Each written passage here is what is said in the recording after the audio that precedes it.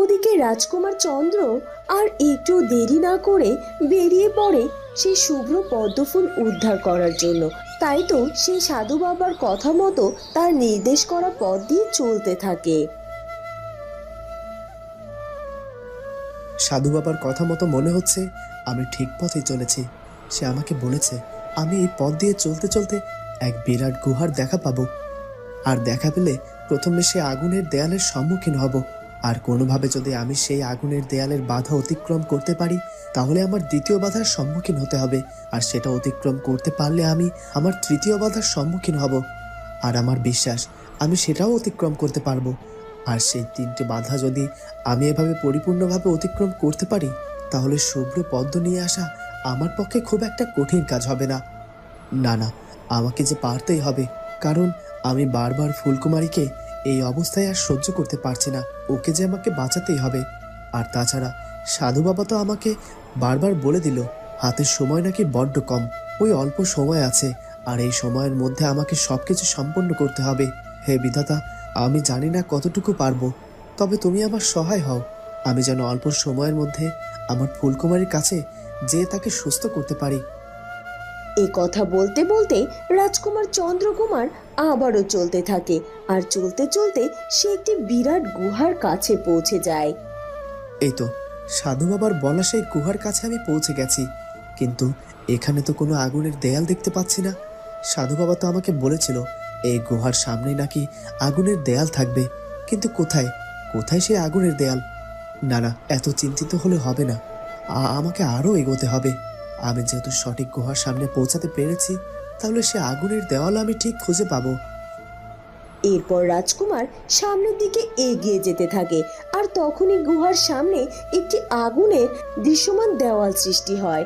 আগুনের দেওয়ালটা এতটাই ভয়ঙ্কর ছিল যে রাজকুমার চন্দ্রকুমার সে আগুনের দেয়ালের উত্তাপ কিছুতেই যেন সহ্য করতে পারছিল না। ওদিকে ফুলকুমারীর অবস্থা ধীরে ধীরে যেন আরো বেশি দুর্বল হতে শুরু করে, তার গায়ের রং ফিকে হয়ে যেতে শুরু করে। কি সাধু বাবা, কি দেখছি ফুলকুমারীর গায়ের রং এভাবে ধীরে ধীরে ফিকে হয়ে যেতে শুরু করেছে কেন?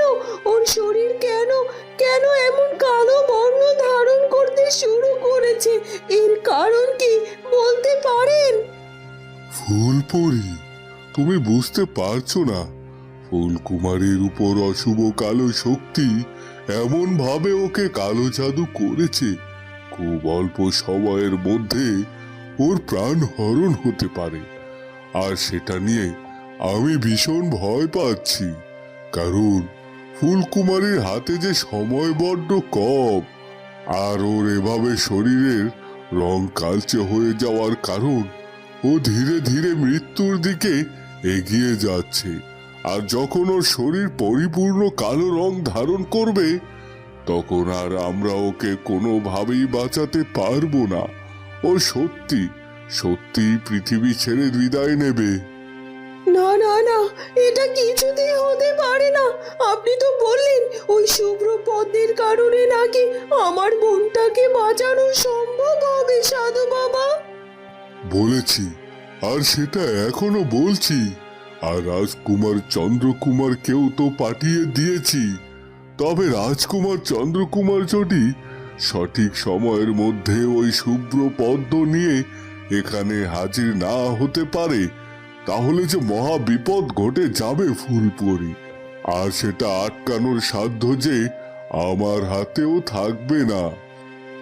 না না, কিছুই হবে না, কিছুই হবে না আমার বোনের। রাজকুমার চন্দ্রকুমার ঠিক সময় মতো ওই শুভ্র পদ্ম নিয়ে ফিরে আসবে। আমি জানি রাজকুমার চন্দ্রকুমার ফুলকুমারীকে বাঁচানোর জন্য নিজের প্রাণ পর্যন্ত উৎসর্গ করে দিতে পারে। তাই তার সামনে যত বাধা বিপদই আসুক না কেন, সঠিক সময় ওই শুভ্র পদ্ম নিয়ে তারপর রাজকুমার ফিরে আসবেই।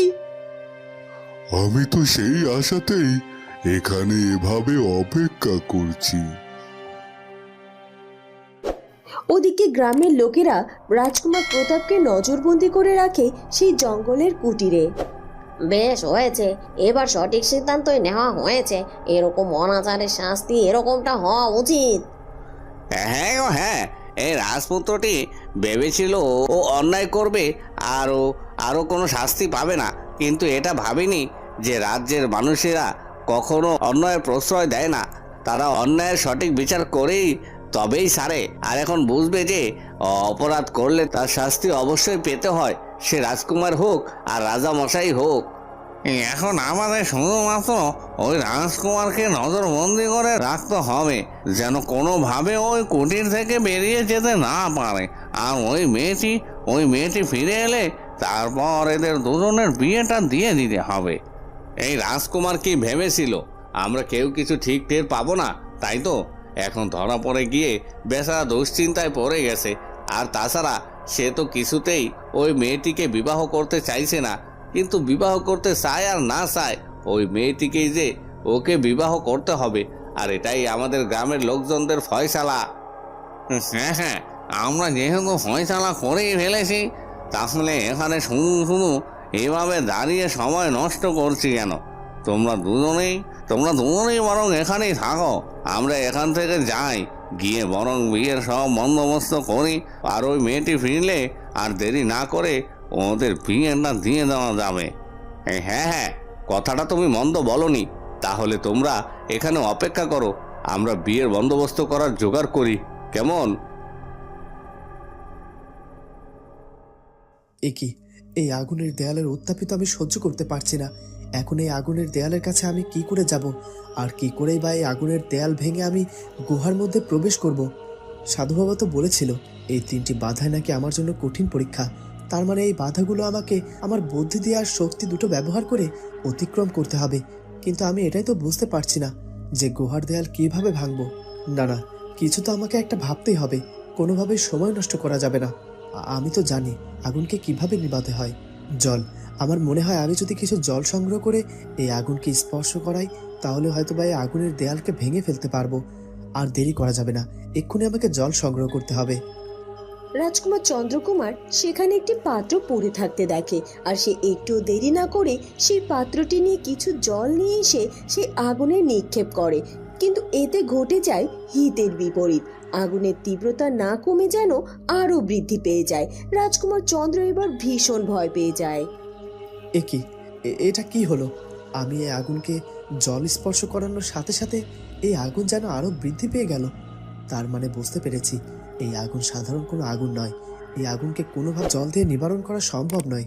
তাহলে কিভাবে আমি আগুনের দেয়ালকে ভাঙবো? না না, যদি আমি এক্ষুনি দেওয়াল ভাঙতে না পারি, তাহলে আমি শুভ্র পদ্ম নিয়ে আসতে পারবো না। আর শুভ্র পদ্ম না নিয়ে আসতে পারলে তো আমার ফুলকুমারীও বাঁচবে না। তাহলে আমারই বা বেঁচে থেকে কি লাভ? আমি এক্ষুনি আগুনের দেয়ালে নিজেকে আত্মহতি দেব। আমি যদি প্রথম বাধাই অতিক্রম করতে না পারি, তাহলে আমার আর বেঁচে থাকার কি দরকার? এ কথা বলে রাজকুমার চন্দ্রকুমার আর একটু দেরি না করে সে আগুনের দেয়ালের দিকে এগিয়ে যেতে থাকে। তখন সাথে সাথে সে আগুনের দেয়াল অদৃশ্য হয়ে যায় আর গুহার ভেতরে প্রবেশের পথ তৈরি হয়ে যায়। এই আগুনের দেয়ালটি তো অদৃশ্য হয়ে গেল, আর এই গুহার ভেতরে প্রবেশের রাস্তাও তৈরি হয়ে গেল। তার মানে কি আমি আমার প্রথম বাধায় অতিক্রম করতে পেরেছি? হ্যাঁ হ্যাঁ, বিধাতা অবশেষে আমার কথা রেখেছে, সে আমাকে সাহায্য করেছে। আর একটুও দেরি করব না, এক্ষুনি আমাকে গুহার ভেতরে এগিয়ে যেতে হবে, আর আমাকে খুব তাড়াতাড়ি আমার দ্বিতীয় বাধা অতিক্রম করতে হবে। এ কথা বলে রাজকুমার চন্দ্রকুমার এগিয়ে যেতে থাকে।